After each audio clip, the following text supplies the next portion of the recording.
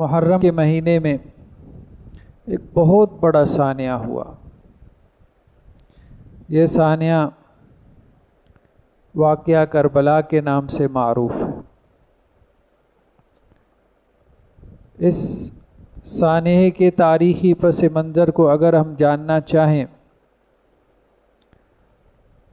تو یہ شہادت عثمان رضی اللہ عنہ سے جا ملتا ہے۔ اللہ کے رسول صلی اللہ علیہ وسلم جب تک اس دنیا میں رہے تو صحابہ کرام کی جماعت کو آپ نے جوڑ کر رکھا۔ مہاجرین اور انصار کے آپس کے کچھ مسائل بن جاتے تھے، پھر انصار میں اوس اور خزرج کے قبیلے تھے، دور جاہلیت سے ان کی دشمنیاں چلی آ رہی تھیں۔ اللہ کے رسول صلی اللہ علیہ وسلم نے قرآن مجید کی برکات سے ان کو آپس میں بھائی بھائی بنا دیا۔ قرآن بھی اس طرف اشارہ کرتا ہے کہ تم تباہی کے گڑھے پر کھڑے تھے جبکہ اللہ نے تمہارے دلوں میں الفت اور محبت ڈال دی اور تمہیں ایک دوسرے کا بھائی بنا کے ایک دوسرے کے لیے قربانی دینے والا بنا دیا۔ لیکن رسول اللہ صلی اللہ علیہ وسلم جب اس دنیا سے رخصت ہوئے تو یہ امت ایک بڑی آزمائش میں پڑ گئی، بلکہ آپ صلی اللہ علیہ وسلم کے مرض الموت میں، یعنی جس مرض میں آپ کی وفات ہوئی، اسی وقت سے ایک بحث شروع ہو گئی کہ اللہ کے رسول صلی اللہ علیہ وسلم کے بعد آپ کا سیاسی اعتبار سے جانشین اور نائب کون ہوگا، آپ کا خلیفہ کون بنے گا۔ اس کی وجہ یہ بنی کہ آپ علیہ الصلاۃ والسلام نے اپنے مرض الموت میں، یعنی آپ علیہ الصلاۃ والسلام جمعرات کے دن بیمار ہوئے اور 4 دن انتہائی بیماری کی حالت میں رہے اور سوموار کو اس دنیا سے رخصت ہوئی۔ تو یہ تو آپ کے مرض الموت کے دن تھے، اس میں آپ نے ایک وصیت لکھوانی چاہیے۔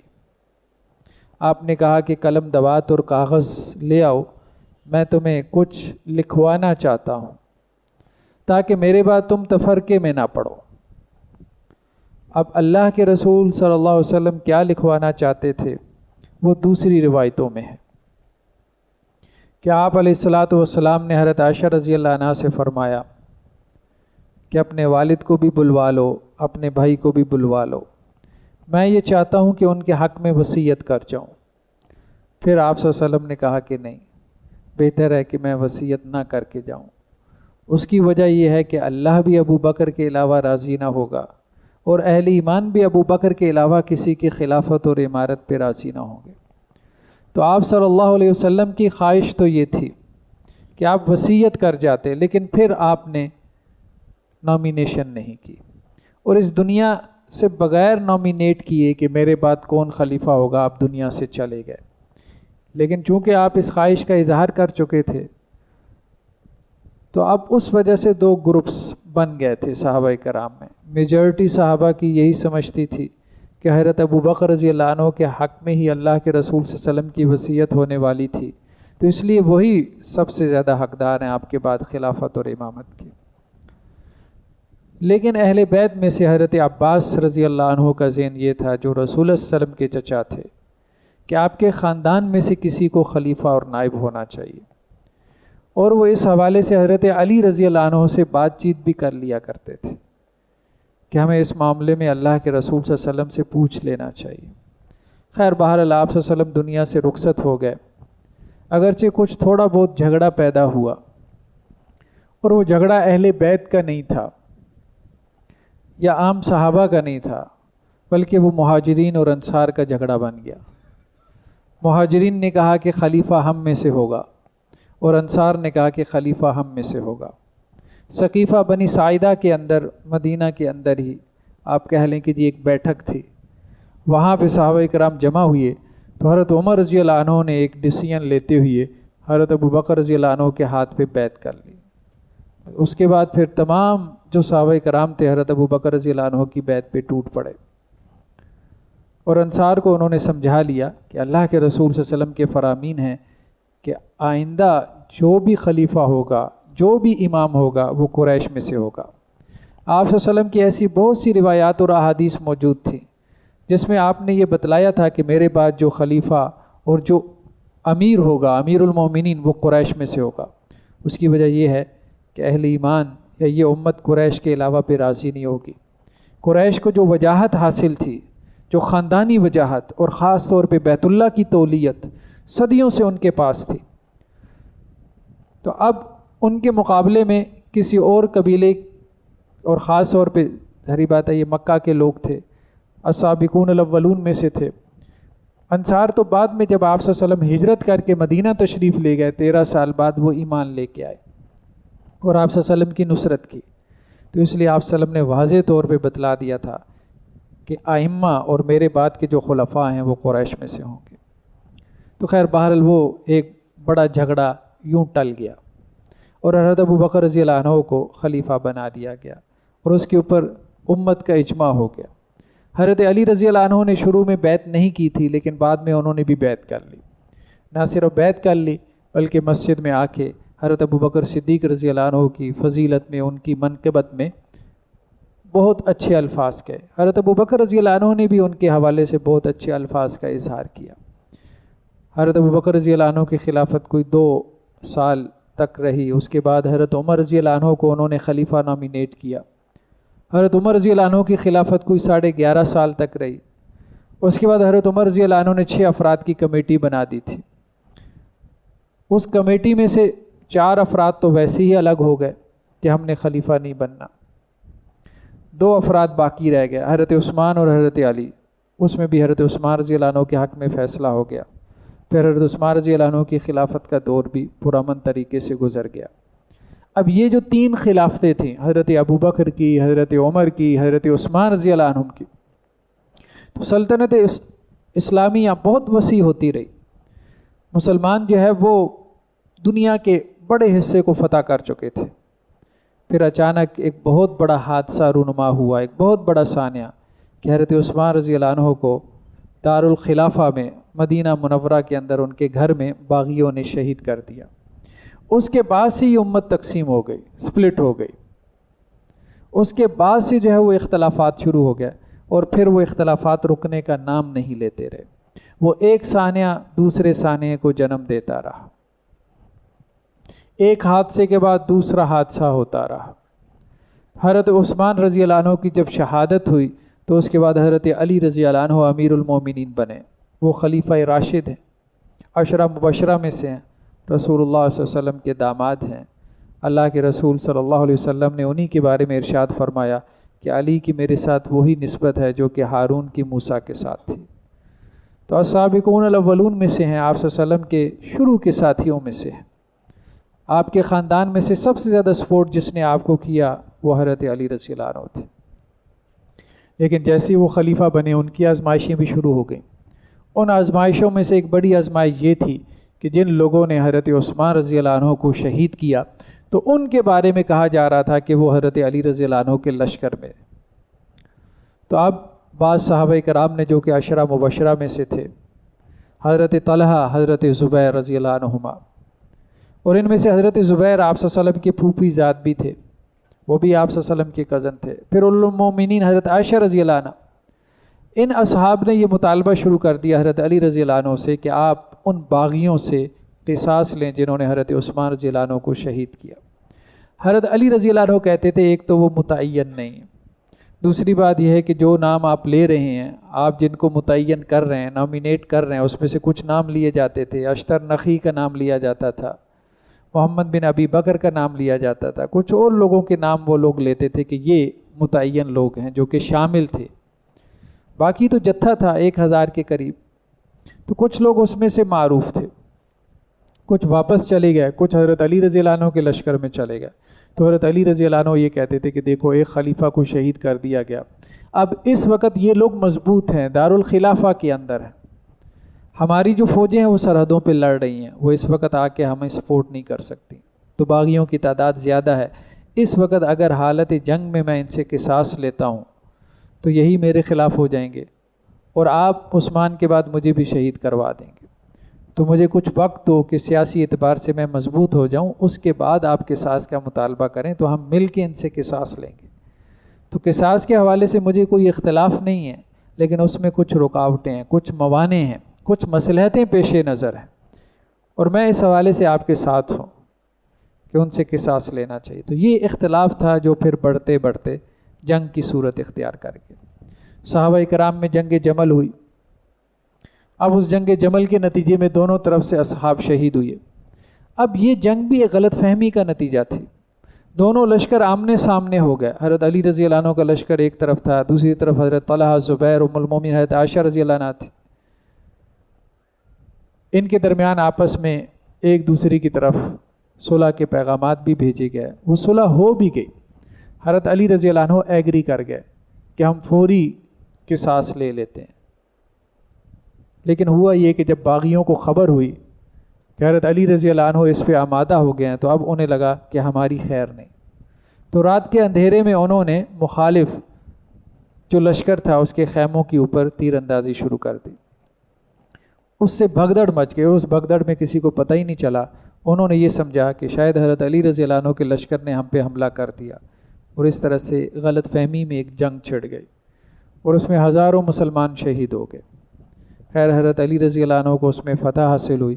انہوں نے بڑی عزت و احترام کے ساتھ ام المومنین حضرت عائشہ رضی اللہ عنہ ان کو واپس ان کے گھر بھجوایا. حضرت طلحہ, حضرت زبیر جیسے جلیل القدر صحابہ کرام شہید ہو گئے.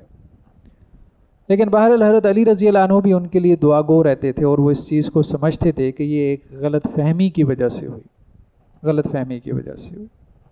اس کے بعد پھر یہی معاملہ آگے چلتا رہا. حضرت عثمان رضی اللہ عنہ حضرت عثمان رضی اللہ عنہ کے گھر والوں نے کیا کیا کہ حضرت امیر معاویہ رضی اللہ عنہ کو مقرر کیا کہ آپ ان کے قاتلوں سے قصاص لینے کے حوالے سے ہمارے وکیل اور ترجمان ہیں.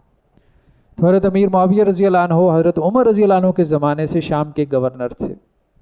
تو انہوں نے پھر حضرت علی رضی اللہ عنہ سے مطالبہ شروع کر دیا کہ آپ حضرت عثمان کے قاتلوں سے قصاص لیں. اب معاملہ پھر الجھ گیا اور وہ الجھاؤ بڑھتے بڑھتے پھر ایک اور جنگ کی صورت اختیار کر گیا, جنگ صفین. اس میں بھی دونوں طرف سے مسلمانوں کی شہادتیں ہوئی.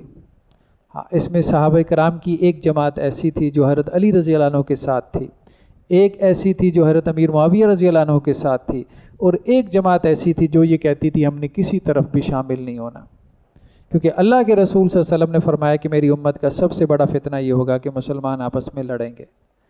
تو اب یہ صحابہ کرام کی جماعت ہے, اگر یہ آپس میں آمنے سامنے ہو کے ایک دوسرے سے لڑ رہے ہیں تو ہمیں نہیں لڑنا. اور وہ ایسی روایتیں بیان کرنا شروع ہو گئے کہ آپ صلی اللہ علیہ وسلم فرمایا جب فتنے کا زمانہ آئے گا, جب مسلمان ایک دوسرے کے لیے تلواریں نکال لیں گے تو ایسے میں اپنی تلوار چٹان کے اوپر مار کے اس کو توڑ دینا. اور ایسی اللہ کے رسول صلی اللہ علیہ وسلم کی حدیثیں تھیں کہ جب بھی مسلمانوں میں جنگ و جدال دیکھو تو ایک ہی کام کرو, سائڈ پہ ہو جاؤ, کسی بھی فریق کا حصہ مت بنو. کسی مسلمان کسی کلمہ گو کا قتل تمہاری تلوار سے نہیں ہونا چاہیے. تو اب صحابہ کرام کی ایک بڑی جماعت ایسی تھی جس میں حضرت اسامہ بن زید, ابو سعید خدری اور اسی طرح اور بڑے صحابہ تھے, حضرت ابو ذر غفاری وغیرہ, وہ سائٹ پر ہو گئے, وہ دونوں طرف سے شریک نہیں ہوئے. لیکن یہ ہے کہ یہ دو بہت بڑے سانے تھے. پھر اس کے بعد حضرت علی رضی اللہ عنہ کی شہادت ہو گئی. ابن ملجم نے ان کو بھی شہید کر دیا. بلکہ 3 افراد آپس میں ملے اور انہوں نے کہا کہ جی اس امت میں 3 ہی بڑے لوگ ہیں جو کہ قتل و غارت کا سبب بن رہے ہیں. ایک تو امیر معاویہ, دوسرے حضرت علی اور تیسرے عمرو بن العاص. انہوں نے کہا جی تینوں کو ہم قتل کر دیتے ہیں. تو تینوں جو ہے وہ ایک ایک کو قتل کرنے کی نیت سے نکلے. تو حضرت علی رضی اللہ عنہ کا جو قاتل تھا ابن ملجم, وہ کامیاب ہو گیا ان کو شہید کرنے میں. حضرت امیر معاویہ رضی اللہ عنہ اور عمرو بن العاص کو جو قتل کرنے کے لیے نکلا تھا تو وہ کامیاب نہ ہو سکے. ایک تو ان میں سے صبح کی نماز کے لیے نہیں نکلے, دوسرے زخمی ہوئے, لیکن بعد میں جو ہے وہ صحت یاب ہو گئے. تو حضرت علی رضی اللہ عنہ کی شہادت کے بعد ان کے بیٹے حضرت حسن وہ مسلمانوں کے خلیفہ بنے. تو حضرت حسن رضی اللہ عنہ کی خلافت 6 ماہ تک رہی. جب انہوں نے دیکھا کہ یہ مسئلہ ابھی حل نہیں ہو رہا, شہادت عثمان کا جو قصہ ہے وہ ابھی تک حل نہیں ہو رہا, تو انہوں نے حضرت امیر معاویہ رضی اللہ عنہ سے صلح کر لی کہ مسلمانوں میں پہلے ہی اتنی جنگیں, اتنا قتل و غارت ہو چکی, اب میں نہیں چاہتا کہ یہ جنگ و جدال آگے بڑھے اور مسلمان آپس میں تقسیم ہو. تو حضرت حسن رضی اللہ عنہ نے حضرت امیر معاویہ رضی اللہ عنہ کے مقابلے میں اپنی خلافت چھوڑ دی، اور اس طرح سے پھر حضرت امیر معاویہ رضی اللہ عنہ خلیفہ بن گیا، اور 20 سال تک انہوں نے اسلامی سلطنت کی جو حکمرانی تھی اس کو سنبھالا، اس کو دیکھا۔ رسول اللہ صلی اللہ علیہ وسلم کی ایک حدیث بھی ملتی ہے کہ جس میں آپ صلی اللہ علیہ وسلم نے حضرت حسن رضی اللہ عنہ کے لیے کہا کہ اللہ تعالیٰ میرے اس بیٹے کی وجہ سے اس امت کی 2 بڑی جماعتوں میں صلح کروائے گا، اور میرا یہ بیٹا سید ہے، سردار ہے۔ گویا کہ اللہ کے رسول صلی اللہ علیہ وسلم نے اس کی پیشین گوئی بھی کر دی تھی کہ مسلمانوں میں ایک وقت میں قتل و غارت ہوگی، اور اس قتل و غارت کو روکنے کا بڑا جو سبب بنے گا وہ میرا یہ بیٹا ہے، حضرت حسن، یعنی ان کا کردار۔ تو بہرحال یہ بہت بڑی بات ہے کہ ہاتھ میں آئی ہوئی خلافت کو، سلطنت کو، عمارت کو چھوڑ دینا، جبکہ آپ اس کے حقدار بھی ہوں۔ بہت بڑی قربانی تھی جو حضرت حسن رضی اللہ عنہ نے اس امت کے لیے دی، بہت بڑی قربانی تھی۔ اس کو جتنا بھی اپریشیٹ کیا جائے وہ کم ہے، اور صرف مقصد کیا تھا کہ اس امت میں مزید قتل و غارت نہ ہو۔ حضرت امیر معاویہ رضی اللہ عنہ نے جو 20 سال تک حکومت کی، تو اس میں بعض صحابہ کرام کے بارے میں آتا ہے، جیسے مغیرہ بن شعبہ یا دوسرے صحابہ کرام نے ان کو مشورہ دیا کہ یہ امت جو ہے وہ اسی طرح سے لڑتی رہے گی۔ حضرت عثمان رضی اللہ عنہ کے بعد سے خلافت کے حوالے سے جو اختلافات پیدا ہو گئے، اب یہ کبھی بھی حل نہیں ہوں گے۔ اس کا ایک ہی حل ہے، اگر آپ امت کو مزید قتل و غارت سے بچانا چاہتے ہیں تو آپ اپنے بیٹے کو اپنے بعد نامزد کر جائیں عمارت کے لیے۔ تو حضرت امیر معاویہ رضی اللہ عنہ نے مشورہ لینا شروع کر دیا۔ کچھ لوگوں نے مشورہ دیا کہ اپنے بیٹے یزید کو امیر بنا دیں، کچھ نے اختلاف بھی کیا، جیسے حضرت عبداللہ بن عمر رضی اللہ عنہ کے بارے میں آتا ہے کہ انہوں نے اختلاف کیا، ڈٹ کے اختلاف کیا کہ نہیں یہ ٹھیک نہیں ہے، آپ کا بیٹا اس اہل نہیں ہے، اور بعض صحابہ کی جماعت نے بھی اختلاف کیا۔ بہرحال وہ معاملہ چلتا رہا، جن لوگوں نے بیعت کر لی انہوں نے تو کر لی۔ تو حضرت امیر معاویہ رضی اللہ عنہ کی وفات کے بعد یہ مسئلہ دوبارہ اٹھا کہ ان کی وفات کے بعد ان کا بیٹا یزید جو ہے وہ مسلمانوں کا حکمران بنا۔ اب بعض صحابہ کرام نے اس کی بیعت نہیں کی، اکثر نے تو حضرت امیر معاویہ کے زمانے میں ہی بیعت کر لی تھی، لیکن بعض صحابہ کرام اس کی بیعت میں ریلکٹنٹ تھے۔ لیکن اس نے اس حوالے سے سختی کی، اور اس سختی کے نتیجے میں پھر حضرت عبداللہ بن عمر رضی اللہ عنہ جو بیعت نہیں کر رہے تھے انہوں نے بیعت کر لی، حضرت عبداللہ بن عباس رضی اللہ عنہ وہ بیعت نہیں کر رہے تھے انہوں نے بیعت کر لی، اسی طرح سے اور بھی صحابہ کرام ہیں۔ حضرت حسین رضی اللہ عنہ کا معاملہ بھی یہی تھا کہ انہوں نے بیعت نہیں کی، اور وہ یہی سمجھتے تھے کہ یزید جو ہے وہ عمارت اور خلافت کا حقدار نہیں ہے۔ اس کے اوپر بہت سے ایلیگیشنز تھے، لیکن اب ظاہری بات ہے کہ حضرت امیر معاویہ رضی اللہ عنہ کے بعد قوت، اقتدار اور اختیار یزید کے پاس تھا۔ حضرت حسین رضی اللہ عنہ کو اس کے حوالے سے کچھ مدد چاہیے تھی، کچھ حمایت چاہیے تھی، کچھ نصرت چاہیے تھی۔ تو حضرت علی رضی اللہ عنہ نے اپنے زمانے میں اپنے دور خلافت کے اندر کوفہ کو دارالخلافہ بنایا تھا، تو کوفہ کے اندر حضرت علی رضی اللہ عنہ کی اور اہل بیت کی کافی زیادہ حمایت موجود تھی، اور شام کے اندر چونکہ حضرت امیر معاویہ رضی اللہ عنہ رہے تھے تو شام میں جو ہے وہ بنو امیہ کی کافی زیادہ حمایت اور نصرت موجود تھی۔ تو حضرت حسین رضی اللہ عنہ نے کوفیوں کی طرف دیکھا تو ہزاروں کے قریب خطوط وہاں سے آنا شروع ہو گئے کہ آپ کوفہ میں آ جائیں، ہم آپ کی مدد اور نصرت کرنے کو تیار ہیں، آپ خلافت اور عمارت کے حقدار ہیں، آپ آگے بڑھیں، ہم آپ کے ساتھ ہیں۔ حضرت حسین رضی اللہ عنہ نے مسلم بن عقیل ان کو بھیجا وہاں کی خیر خبر لانے کے لیے، وہ وہاں پر گئے، انہوں نے وہاں کی خیر خبر لی۔ ادھر سے جب مکہ میں تھے حضرت حسین رضی اللہ عنہ، مکہ سے جو ہے وہ کوفہ کے لیے روانہ ہوئے۔ اب مکہ سے جب عراق کی طرف جا رہے ہیں تو رستے میں دریائے فرات کے کنارے کربلا کے موقع پہ سن 61 ہجری میں 10 محرم الحرام کو یہ سانحہ ہوا۔ حضرت حسین رضی اللہ عنہ کے ساتھ کتنے لوگ تھے؟ مختلف تاریخی روایات ہیں، بعض کا کہنا ہے کہ 72 کے قریب لوگ تھے جو ان کے اپنے خاندان کے زیادہ تر تھے، بعض نے کہا کہ 78 تھے، بعض نے کہا 61 تھے، بعض نے یہ بھی کہا کہ 144 تھے، مختلف اقوال ہیں، یعنی 70 سے 80 کے قریب افراد تھے، کوئی متعین بات کرنا مشکل ہے، لیکن اس میں بھی زیادہ تر ان کے قریبی لوگ تھے، رشتہ دار تھے، اور کچھ بنو اسد قبیلے کے لوگ بھی تھے۔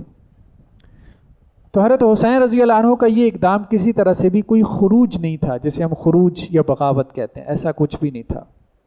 وہ صرف اور صرف کوفہ جا رہے تھے اس مقصد سے کہ کوفہ سے ان کو سیاسی حمایت چاہیے تھی۔ کوفہ میں جا کے وہ یہ دیکھنا چاہتے تھے کہ کوفہ کے لوگ ان کے ساتھ ہیں کہ نہیں ہیں، اور اس کے بعد وہ کوئی ڈیسیژن لینا چاہتے تھے۔ تو جب وہ مکہ سے نکلنے لگے ہیں تو حضرت عبداللہ ابن عباس رضی اللہ عنہ نے حضرت حسین رضی اللہ عنہ کو سمجھایا کہ آپ نہ نکلیں، آپ کے لیے نکلنا مناسب نہیں ہے۔ پہلے ہی بہت زیادہ جنگ و جدال ہو چکا ہے، تو اور جنگ و جدال یہ امت برداشت نہیں کر سکتی۔ اور دوسری بات یہ ہے کہ ہم کمزور پوزیشن پر ہیں، لوگ ہمارے ساتھ نہیں ہیں، لوگوں کی زبانیں ہمارے ساتھ ہیں لیکن ان کے دل ہمارے ساتھ نہیں۔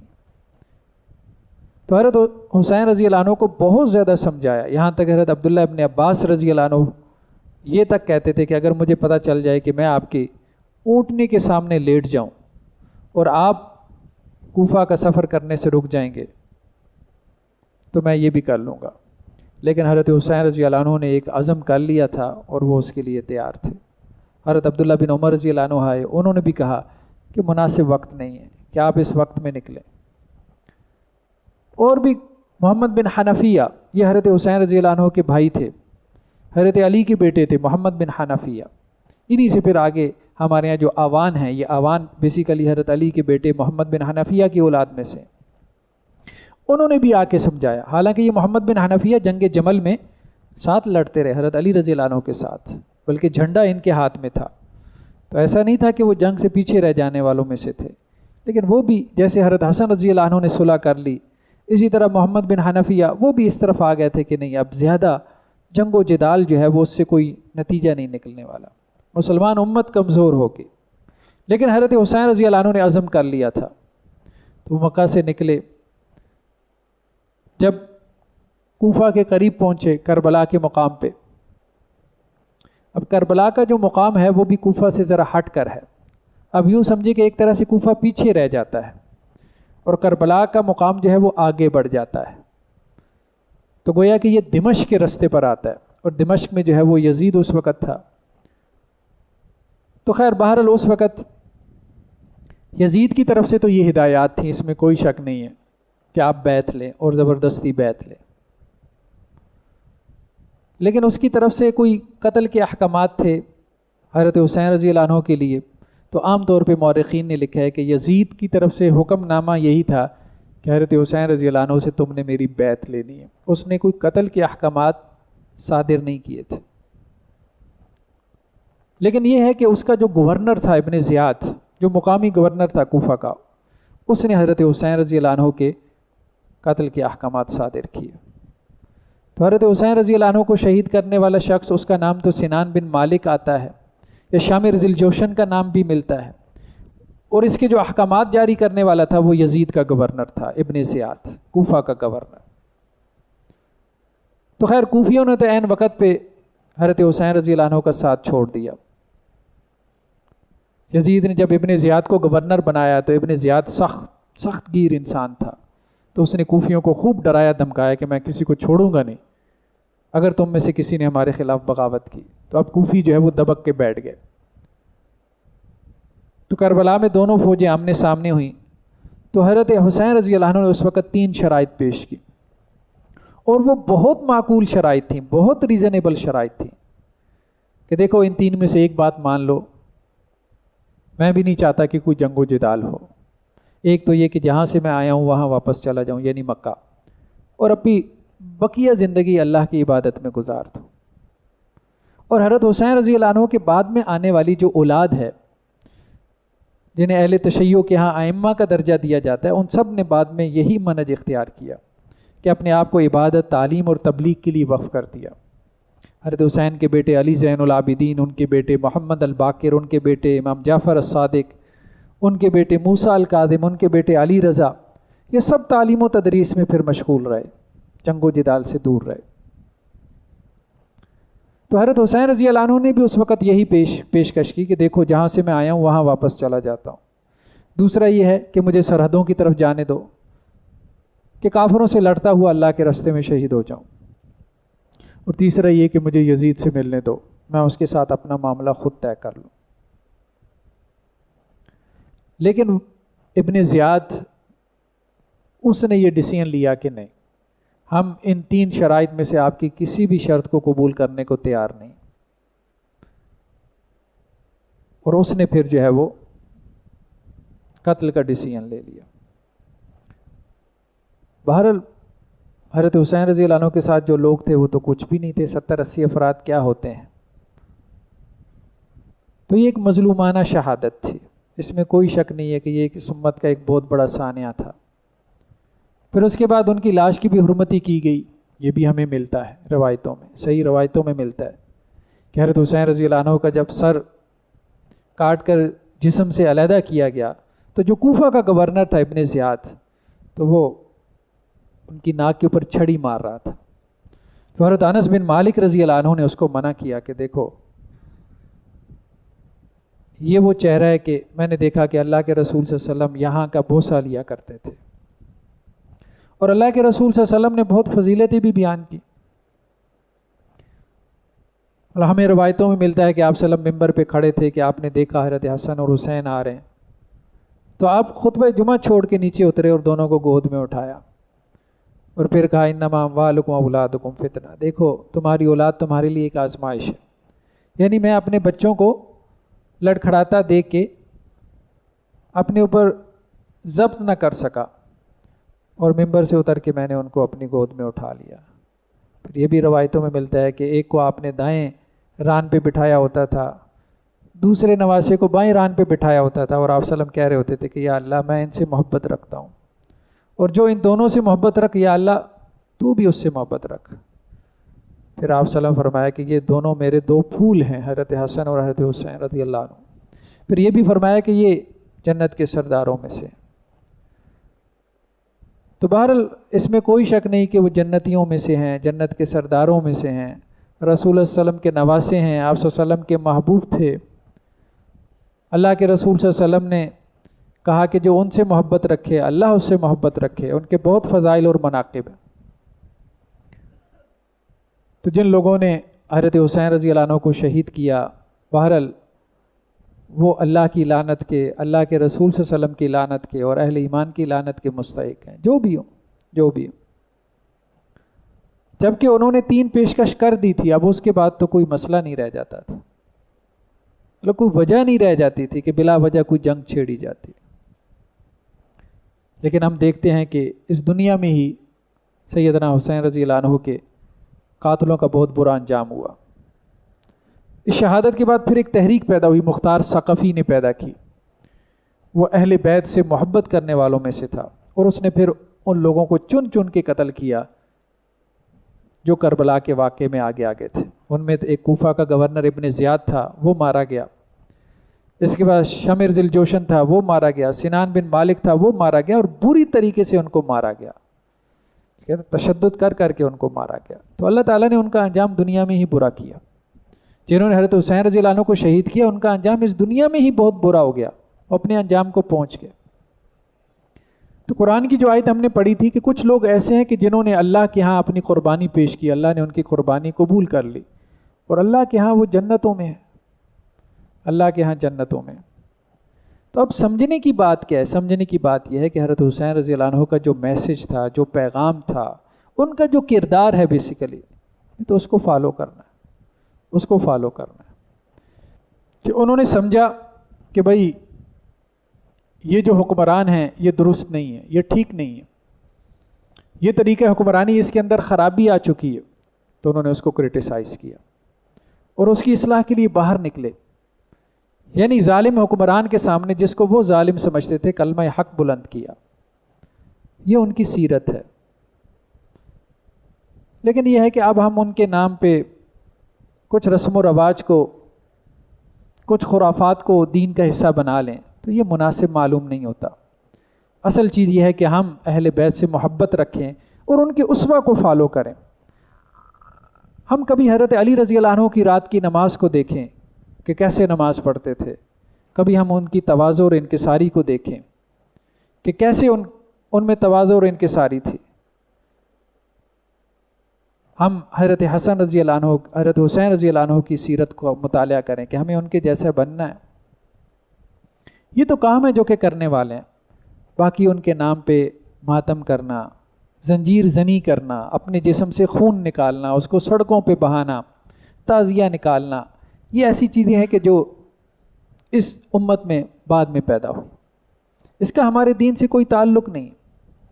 دیکھیں شہید کا تو ویسے ہی سوگ نہیں ہوتا، شہید تو اللہ کے ہاں زندہ ہے. قرآن نے کہہ دیا کہ شہداء کیا ہیں؟ اللہ کے ہاں زندہ ہیں، جنتوں میں، اللہ کے قرب و جوار میں، اللہ کے عرش کے سائے تلے.